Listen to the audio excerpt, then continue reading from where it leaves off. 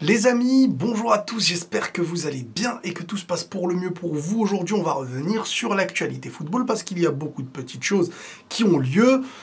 Et la Coupe du Monde des clubs arrive dans quelques jours, on va se régaler les gars. On perd pas de temps, bon déjà n'hésitez pas à me rejoindre sur Instagram, le lien est dans la description. Et je pars répondre à vos questions que vous m'avez posées sur Instagram. Les amis, je n'ai rien sélectionné à l'avance, on enchaîne comme d'habitude, il n'y a pas de galère. Est-ce que tu as des infos sur Rodrigo? Comme je vous ai dit, moi Rodrigo depuis, je vous ai évoqué son départ depuis l'élimination du Real Madrid contre Arsenal. Alors écoutez, moi, je suis dans l'idée de vous dire depuis ce moment-là que selon moi, il va partir. Ce n'est pas ce qui se dit en ce moment qui fera changer la donne pour moi. Maintenant, dans le foot, rien n'est jamais acté tant que ce n'est pas acté. On n'est pas à l'abri d'avoir un Rodrigo qui, au final, parce qu'il a discuté avec Xabi Alonso, mais j'attends de voir la fin du mercato. Parce que pour l'instant, il a une Coupe du Monde des clubs à jouer. S'il est amené à partir, il faut pas que le club le mette entre guillemets c'est bon, je vous l'ai mis sur le marché des transferts, mais plutôt que les clubs intéressés puissent croire que le joueur a des intentions possibles de rester pour mettre un bon prix, parce que c'est le Real, moi je pense qu'ils sont dans l'idée de... Je suis pas parti à la pêche dernièrement. Comme je vous ai dit, là en ce moment il y a des priorités familiales et tout, mais globalement, pour moi il part. Pour moi, il part. Crois-tu que Carvajal va se faire reléguer? Ben, Carvajal, ça fait 2 ans, hormis la saison dernière exceptionnelle, ça fait presque 2 ans, avant ça, qu'on était déjà en train de préparer normalement une suite. Hein. Donc, bien sûr que Carvajal doit maintenant devenir un joueur qui apportera de l'expérience, qui apportera, mais un peu que dans le rôle d'un Modric cette année ou l'année dernière. Le mec, c'est normalement, tu ne comptes plus en titulaire indiscutable, à moins que tactiquement tu décides de faire jouer Alexander-Arnold dans d'autres postes, quoi. Je réitère ma question, tu n'as jamais répondu. Est-ce un scandale si Yamal est Ballon d'Or? Non, c'est pas un scandale, parce qu'individuellement, on va pas se mentir, individuellement, c'est le joueur qui ressort de la saison, donc récompenser l'un des meilleurs joueurs, si ce n'est le meilleur joueur individuel qui ressort sur la saison, c'est pas du tout, en termes de talent et tout, c'est pas une honte. Alors après... Si t'es un joueur comme Dembélé qui a gagné, si t'es un Rafinha de la même équipe que Yamal, alors que t'as fait plus régulier, selon moi, dans les matchs et tout, que t'as marqué des buts, machin et tout, tu peux en vouloir, mais ce serait pas un scandale. Non, pour moi en tout cas, non. Même si si je devais décerner un Ballon d'Or, ce serait pas forcément Yamal cette année. Mais s'il le prend, et pour moi, il va le prendre. Donc voilà, on verra après. Alors oui, on va revenir maintenant sur penses-tu que Mastantuono pourrait être titulaire? Alors attendez, j'ai lu des trucs là. Alors franchement, peut-être que je vais me tromper, hein, mais les gars, comment on peut croire que un mec de 17 ans qui va arriver, qui connaît pour la première fois une sélection avec l'équipe nationale, qui arrive au Real Madrid, offensif, il va arriver et c'est en mode « Eh frérot, t'inquiète, t'es titulaire indiscutable, il n'y a pas de débat, c'est bon, t'es titulaire. » Qu'on me dise que Coupe du Monde des clubs il y a, que pour permettre en même temps de faire tourner, tu le titularises dans des matchs et tout, ça me choque pas. Le coach a besoin de repères, a besoin de jauger certains joueurs, et un joueur comme ça, t'as besoin de l'évaluer avant une saison aussi, il n'y a pas de galère. Mais quand je lis, et que des gens peuvent croire aveuglément parce qu'un journaliste ou je ne sais qui... Les gars, je vous ai dit, pendant la période mercato, vous allez entendre tout et son contraire. Le joueur n'est même pas encore à l'entraînement du Real Madrid, que pour certains, ça y est, c'est un titulaire.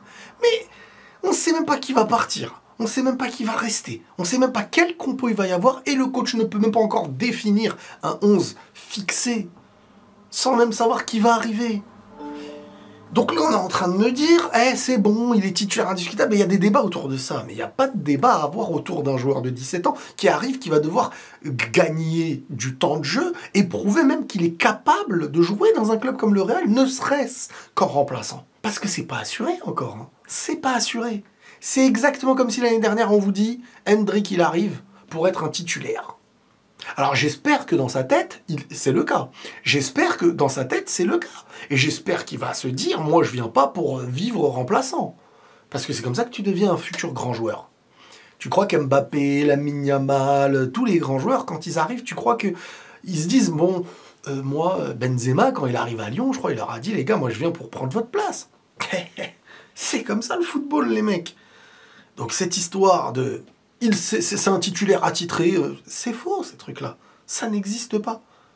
Ça n'existe pas. Il y a un grand débat là qui a lieu. On ne sait pas si ça va jouer à 2. On ne sait pas si Rodrigo part. On ne sait pas si... Et après, il y a du débat entre... comment il s'appelle, Mastantuono. Après, bien sûr, s'il montre des choses de fou et tout, et que, joue, frérot. Mais il faut monter, gravir les échelons. Penses-tu qu'avec l'arrivée de Trent, qui est un profil offensif, le Real sera hyper offensif? Moi, la question que je te pose, c'est penses-tu que l'arrivée de Xabi Alonso va faire en sorte que le Real joue comme les années précédentes? Regarde Ancelotti. Regarde toutes les recrues qui arrivent, c'est quoi le truc en commun? Donc bien sûr qu'il va y avoir volonté de jouer offensif, mais petit à petit. Il n'y aura pas une révolution du jour au lendemain. Et même si le premier match, tu le gagnes 5-0 avec un football incroyable, c'est la régularité. Ça ne s'acquiert pas comme ça. Ça ne s'acquiert pas comme ça. Il y a des choses qui vont être mises en place, des choses qui vont prendre plus vite que prévu, et ça serait des bonnes nouvelles.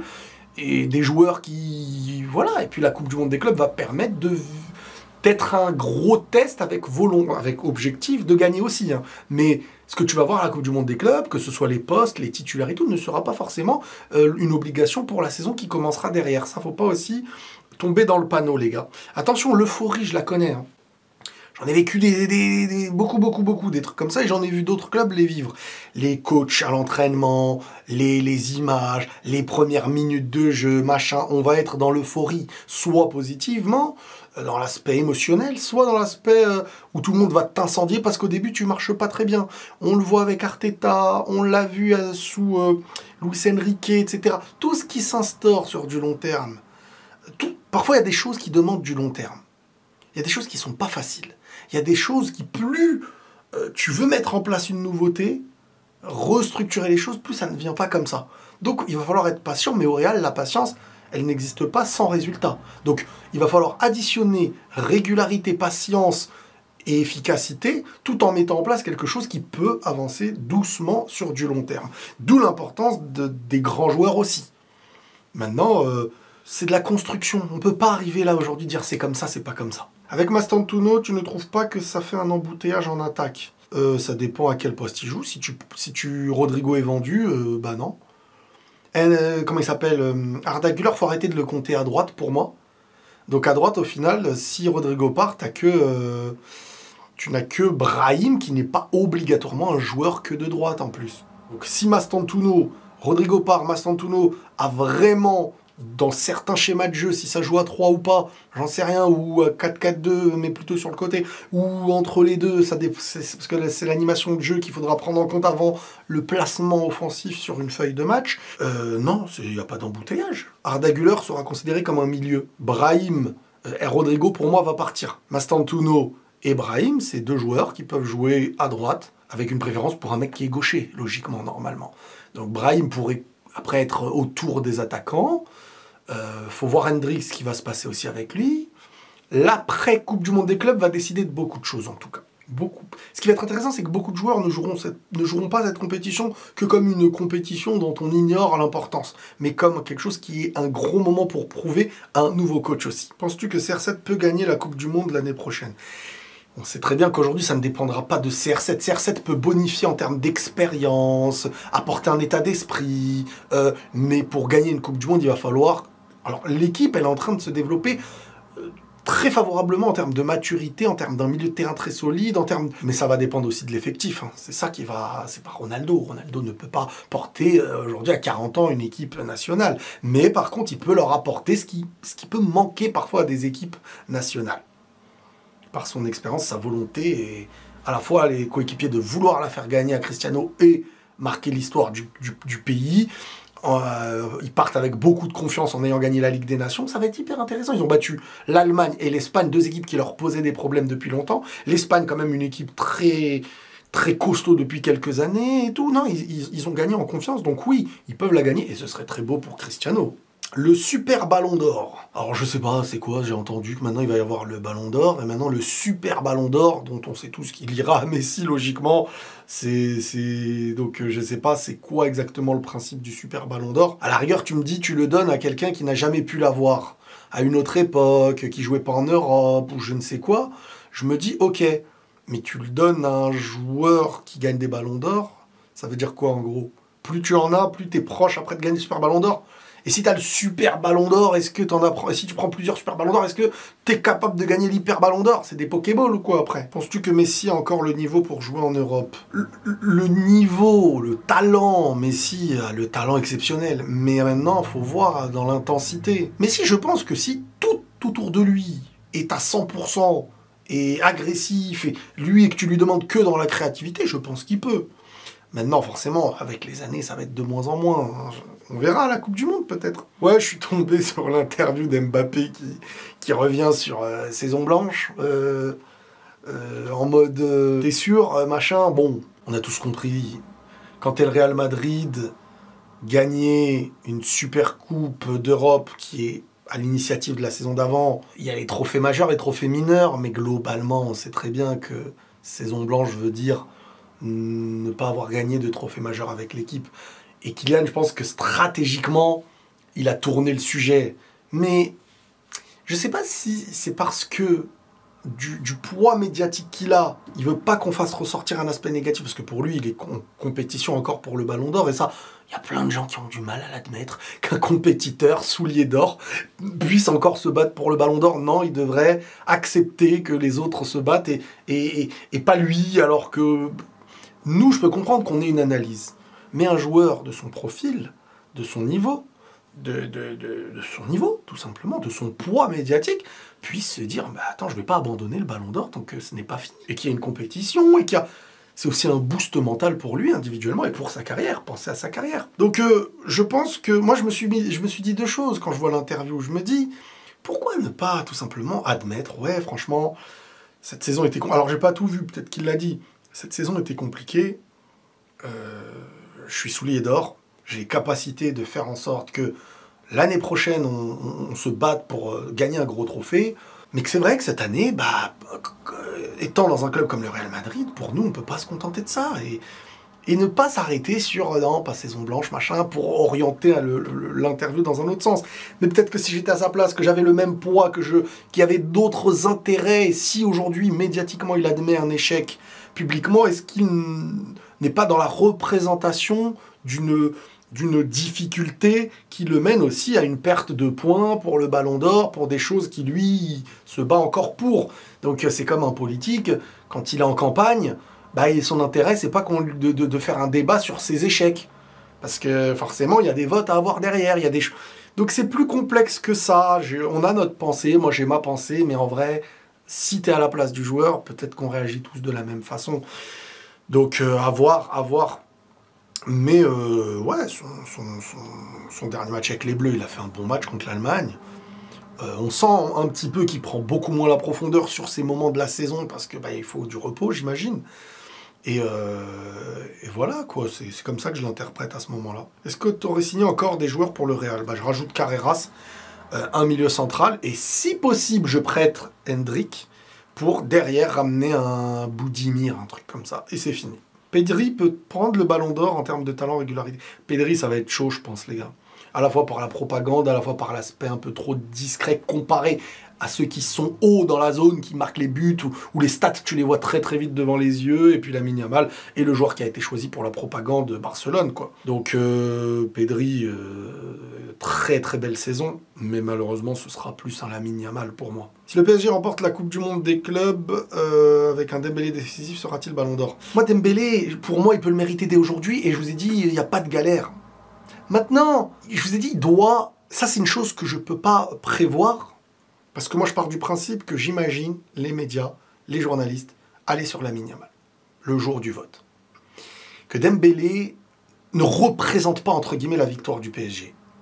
Selon ceux qui... À part ceux qui veulent s'y pencher statistiquement, mais le journaliste qui doit lâcher un nom, il sait quelques semaines à l'avance le nom qu'il va lâcher, hormis exception marquante. Donc, Dembélé... s'il le prend dès maintenant, là, mais c'est mérité, en fait. Ce que je veux vous dire, c'est que ça dépend pas de gagner encore, gagner encore, gagner encore. C'est que ça va être le même style de schéma. C'est le collectif du PSG et Dembélé dedans qui fera des belles choses. Qui va travailler collectivement, qui va marquer des buts, qui va... Mais le journaliste, j'ai l'impression qu'il peut y avoir tout ce qu'il peut y avoir pour Dembélé avec ce PSG-là, que c'est le collectif PSG, que ça, le nom Dembélé ne leur reviendra pas comme numéro 1 dans l'année. C'est ça, moi, que je dis et que je répète. Après, il y a beaucoup de gens qui me disent « Ouais, le débat Ballon d'Or, on en fait un peu trop. » Vous sous-estimez un truc. On n'est plus dans l'époque, on n'est plus à l'époque. L'ère des réseaux, l'ère de l'impact médiatique, être dans l'impact. On est dans une ère où les réseaux sociaux, tout est médiatisé. Les comptes, les machins, les abonnés, les trucs, les contrats, tout se joue autour de la popularité. Un ballon d'or aujourd'hui, c'est très très populaire. C'est comme un trophée, je vais pas dire comme l'Euro ou une Coupe du Monde, mais sur une individualité. C'est bien beau de faire le puriste en disant mais ce trophée, oh, on en fait trop pour de l'individualité. Tous les joueurs aujourd'hui vivent dans la même ère que nous à travers les réseaux. Et être un ballon d'or, c'est être l'unique footballeur de la saison qui ressort devant un monde où tout est les yeux rivés sur les réseaux, sur les messages, les commentaires, les trucs et tout. Être le joueur unique, c'est un truc bénéfique. Une saison blanche et un ballon d'or gagné pour un joueur aujourd'hui, c'est plus comme avant. C'est une dinguerie. C'est un gros trophée majeur pour lui. C'est un truc à vie qui restera à jamais gravé. Alors oui, je suis d'accord avec vous. Si on veut prendre du recul, ouais, ça n'a pas de sens. C'est un sport collectif, machin. Mais vivez dans l'ère actuelle et comprenez qu'avec les réseaux, avec les comptes, avec les trucs, ça rajoute des zéros dans les contrats, ça crée des nouvelles suites de carrière. C'est pas rien un ballon d'or aujourd'hui. Ce n'est plus la même chose qu'avant. Loin de là, ce n'est plus du tout la même chose. Avant, c'était la petite récompense, t'avais un magazine et boum, tu passes à autre chose. Et aujourd'hui, c'est non-stop, ça en parle depuis des mois, ça en parlera des mois après, ça fait partie d'un trophée attendu. Faut pas se mentir, on est dans une nouvelle ère, les gars. Tu penses que City, la saison prochaine, va se relever et redevenir l'un des meilleurs d'Europe? Bah bien sûr, moi j'ai pas de doute avec City. Redémarrer avec le mercato de Barjo qu'ils ont fait, le retour de Rodri, ils ont solidifié le milieu avec Reinsder, là je sais plus comment ça se dit, Reinsder, l'Hollandais là qui était au Milan. Faites attention la PL. Ils sont de retour les copains. En tant que Barcelonais, est-ce qu'on doit avoir peur du Real vu le recrutement Le Barça, actuellement, ne doit pas vivre dans la peur. Ils doivent se concentrer sur l'Europe, surtout, parce que c'est ça qui pêche depuis longtemps avec eux. Ils doivent être sur la même longueur d'onde, travailler les petites failles qui ont été perçues en deuxième partie de saison défensivement, et équilibrer un peu tout ça. Ne pas se calquer au Real, en fait. Côté Barça, il n'y a pas à se calquer au Real pour l'instant. Si le Real fait une saison de malade, qui terrasse le Barça, qui gagne des choses en Europe, en Liga, en Espagne, là, le Barça peut commencer à se dire « Attends, il se passe quelque chose ». Pour l'instant, c'est au Real de réfléchir à est-ce qu'ils arriveront à repasser devant le Barça. Quel est le bon positionnement de Mastantuono pour toi? Alors écoutez, déjà je suis très content au passage qu'il vienne au Real. Je sais pas, moi je pense que c'est un profil à la Di Maria, donc tu peux le faire jouer à peu près dans les mêmes délires que Di Maria. Sur le temps et tout. Ça dépendra. Un coach comme Xabi Alonso est capable de voir, de tenter des choses. On verra. Vitinha au Real, non mais les gars, c'est mort tout ça. Je pense pas que le PSG aujourd'hui accepterait de vendre un des tauliers de leur équipe au Real Madrid. C'est pas possible. Pas possible. Nico Williams au Barça par pitié. C'est la meilleure recrue que vous pourrez faire à gauche. Mais s'il prend un risque en jouant cette Coupe du Monde des clubs, il risque de prendre des roustes. Après, c'est Miami, hein. Messi qui perd, c'est pas Messi qui perd, c'est Miami. Les gars, vous vivez trop dans les réseaux parfois, les copains. Vous vivez trop dans le « Oh, il perd, il va se faire vanner, machin ». Ils sont dans une bulle. Hein. Ils sont dans une bulle sportive. Messi, il a plus rien à prouver à personne. C'est bénef, ça va être pour l'image, pour Miami. Attention, c'est pas là, oh, on va perdre. Bah bien sûr, s'il y a Miami, Barça, Miami Real, Miami PSG, Miami Bayern, ils vont s'en manger Mais voilà, c'est le football. Hein. Messi, il s'en est déjà mangé des roustes, même quand il était au Barça. Hein. Wirtz à Liverpool, t'en penses quoi? Wirtz, on n'en parle pas beaucoup. Hein. Mais Liverpool, ils sont en train de se concocter une équipe aussi, les gars. Ça va être sympa. Non, je vous dis, le foot de l'année prochaine, les gars, c'est une nouvelle ère. Je vous l'ai dit, vous verrez. Tout va évoluer. La visibilité, les vidéos, les analystes, les youtubeurs. Ça y est, on est dans une ère où le foot a pris une place exceptionnelle. Exceptionnel. Pourquoi tout le monde enterre Carvajal pour l'année prochaine? Mais il ne l'enterre pas, mais il y a une réalité, les gars. Carvajal ne fera pas la saison de l'année dernière. Il revient des croisés à un certain âge. L'année dernière, il était dans un sur-régime pas possible. L'année d'avant, on vous limite, on le critiquait tous. Donc là, ça y est, il faut renouveler les gars, c'est fini. Hein. C'est comme si là, on se battait encore pour Modric et tout. Doucement, Carvajal, il va encore apporter des choses, mais dans un nouveau rôle, dans un nouveau profil en tant que joueur. C'est plus le titulaire indiscutable. Luis Diaz au Barça, il y a des chances. Alors, j'entends beaucoup de choses, j'ai lu beaucoup de choses. Luis Diaz au Barça, en fait, c'est pas une mauvaise nouvelle, hein, si ça a lieu. Mais je vois des prix qui passent, je me dis, mais pourquoi se battre pour Luis Diaz, au vu de l'âge, si c'est à peu près le même prix que tu peux donner à Nico, en fait? Faut m'expliquer, j'arrive pas trop à comprendre, en fait, le truc qui se passe. Donc, je sais pas, à voir. Après, il y a Rashford aussi. Rashford, je pense qu'il pourrait avoir même un rôle d'attaquant, parfois. Il pourrait apporter des choses. Rashford, moi, je vous ai toujours dit, hein, c'est un joueur, franchement, il est un peu sous-coté, hein. C'est un peu sous-coté. Alors, il a eu beaucoup d'irrégularités. Je sais pas ce qui s'est passé dans sa carrière, dans les mauvaises phases à Manchester United et tout. Mais c'est un joueur qui a des grandes qualités. C'est un joueur qui a des grandes qualités. Donc, lui aussi pourrait faire des bonnes choses. Mais attention après à la pression et la demande de régularité quotidienne dans un club comme le Barça. Ça ne te demande pas que d'avoir du talent, mais de la régularité, d'être toujours au top de ta forme en fonction des matchs qui ont lieu presque tous les 3 jours maintenant. Voilà un petit peu pour cette vidéo, les amis. Actualité football. On se tient au jus. Prenez tous soin de vous, les amis. Et la paix sur vous.